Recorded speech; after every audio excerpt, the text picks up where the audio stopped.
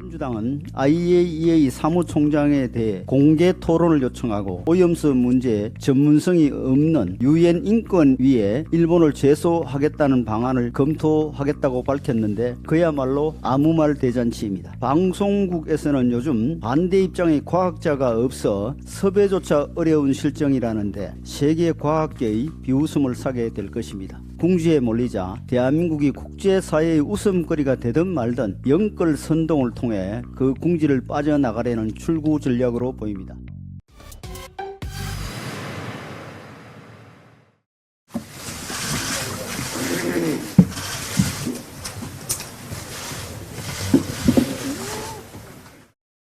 오늘 IAEA 사무총장이 방한해 주말간 외교부 장관 및 원자력 위원장과 면담을 가질 예정입니다.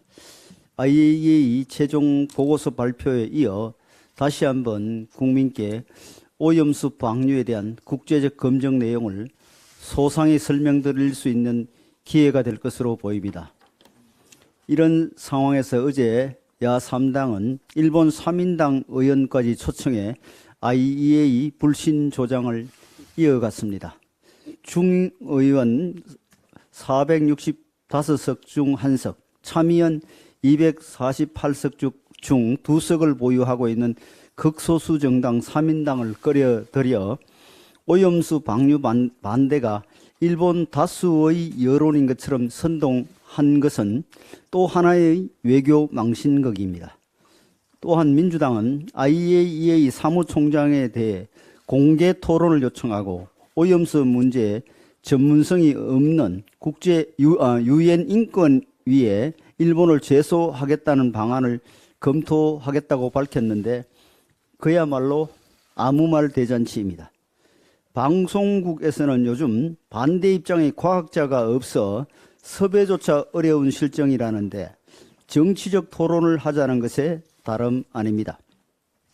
IAEA 사무총장까지 국내 정쟁에 연루시키려 한다면 세계 과학계의 비웃음을 사게 될 것입니다.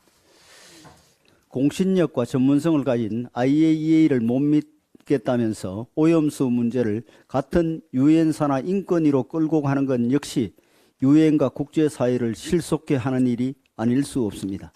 이 모든 일은 과학적 사실이 밝혀짐에 따라 궁지에 몰리자 대한민국이 국제사회의 웃음거리가 되든 말든 영끌 선동을 통해 그 궁지를 빠져나가려는 출구 전략으로 보입니다.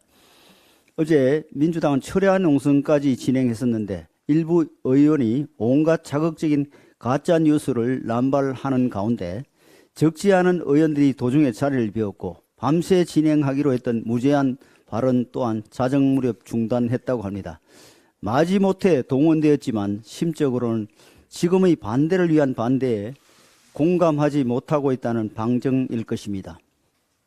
오늘 우리 정부는 후쿠시마 오염수에 관해 2년간 자체적으로 진행해온 검증 결과를 발표합니다. 국내 전문기관인 한국원자력안전기술원의 주도로 문재인 정부부터 시작된 검증입니다.